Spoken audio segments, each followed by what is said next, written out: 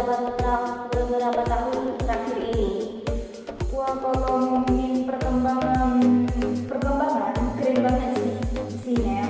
Apalagi sejak pandemi COVID-19 kan, semuanya berubah drastis. Sekolah dan kampus dipaksa untuk langsung go digital. Guru, siswa, bahkan orang tua semuanya tiba-tiba harus belajar teknologi. Iya benar. Dari yang tadinya pakai papan tulis dan kamus, sekarang harus pindah ke Zoom, Google Classroom, sampai platform lokal kayak Ruang Guru, Zenius, dan Classroom. Benar banget ya Mbak ya. Ini mungkin sebagian dari guru aja yang tahu cara pakai laptop itu sekarang hampir semua guru udah jago pakai aplikasi belajar. Pasti ada tantangan dari penggunaan gadget tersebut ya Kak ya. Iya, jelas banget. Tantangan paling besar itu soal akses internet dan ketersediaan perangkat. Masih banyak di daerah di Indonesia ini yang kurang stabil. Terus kemampuan guru dan siswa juga berbeda-beda. Ada yang cepat belajar teknologi, ada juga yang masih butuh waktu untuk beradaptasi. Iya sih. Aku pernah dengar ada sekolah di daerah yang gurunya harus naik bukit dulu baru biar dapat sinyal gitu kayak jaringan biar nggak bisa ngirim tugas ke muridnya. Hebat banget ya perjuangan seorang guru ya, dia rela naik gunung biar dapat mengirim tugas ke anak muridnya. Nah, iya betul. Semangat guru-guru kita yang luar biasa.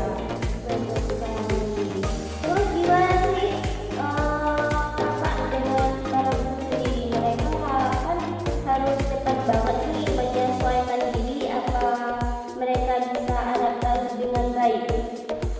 Kebanyakan sisanya bisa, walaupun awalnya agak banyak guru yang sekarang udah mulai kreatif banget, bikin video pembelajaran kayak kuis interaktif pada quote, bahkan bikin konten edukasi di YouTube atau TikTok. Iya benar banget. Karena keren banget sih ya Kak ya. Aku juga lihat sekarang banyak komunikasi guru digital yang sering bantu buat belajar bareng. Jadi semangatnya luar biasa banget ya Kak ya. Betul, dunia pendidikan tuh sekarang udah jadi tempat kolaborasi, bukan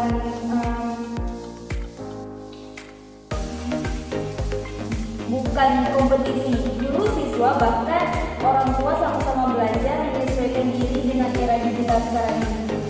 Iya benar banget. Kalau dari segi kualitas belajar Kak, gimana sih teknologi ini dampaknya, apa saja sih dampaknya? Banyak banget sih dampak positifnya ya. Yang pertama itu akses informasi.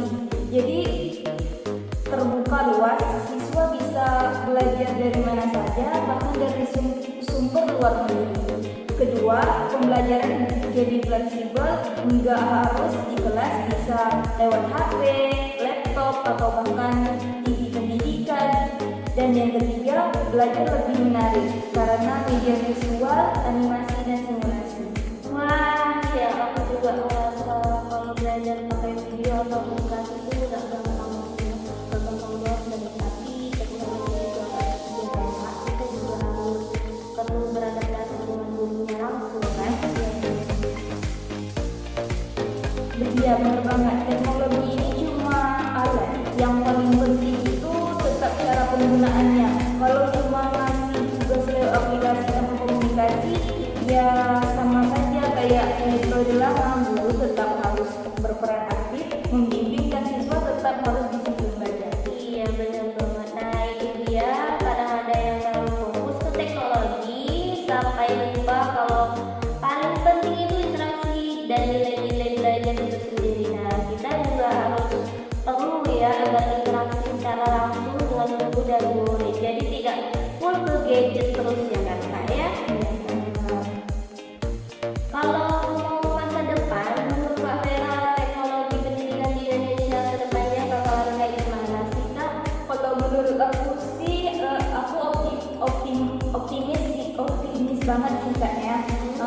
kedepannya kayak pembelajaran bakal makin personal, interaktif, dan misalnya dengan AI atau kecerdasan buatan, jadi bisa menyesuaikan gaya belajar setiap siswa. Ada yang lebih suka visual, ada juga yang suka tulis, semua bisa disesuaikan.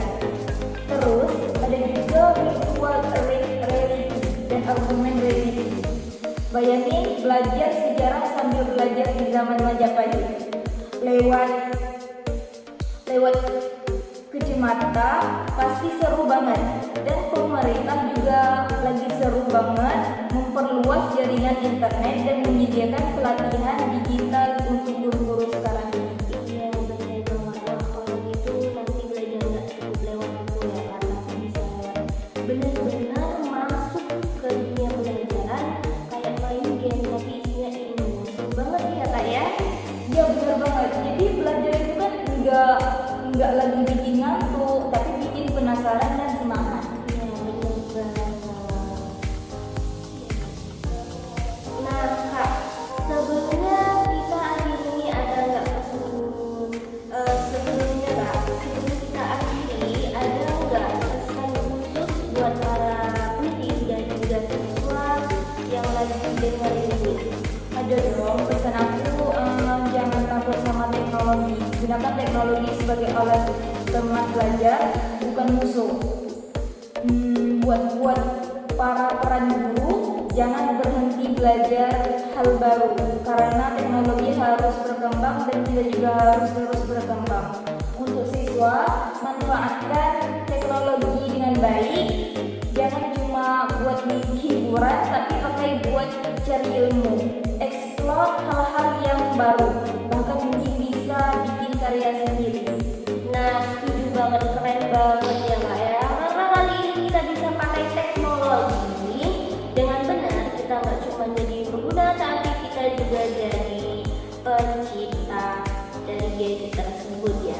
Nah, sekian ya. Oke teman-teman, itu tadi obrolan santai ya, tapi penuh hikmah banget dari Kak Vera tentang perkembangan teknologi pendidikan di Indonesia. Seru banget ya. Semoga kalian semua jadi makin semangat buat belajar dan memanfaatkan teknologi dengan baik. Terima kasih juga Kak Meli udah ngajak aku ngobrol hari ini. Senang banget bisa berbagi. Sama-sama tentunya Kak Vera. Dan buat sobat-sobat edukasi dimanapun kalian berada, jangan lupa buat terus dengerin podcast wawasan edukasi kami, karena kita bakalan bahas topik-topik yang menarik lainnya seputar dunia pendidikan dan teknologi. Yuk kita sama-sama manfaatkan teknologi dengan bijak supaya belajar makin seru dan berkualitas. Jangan lupa dengerin terus ya podcast wawancara edukasi yang sampai jumpa. Bye bye.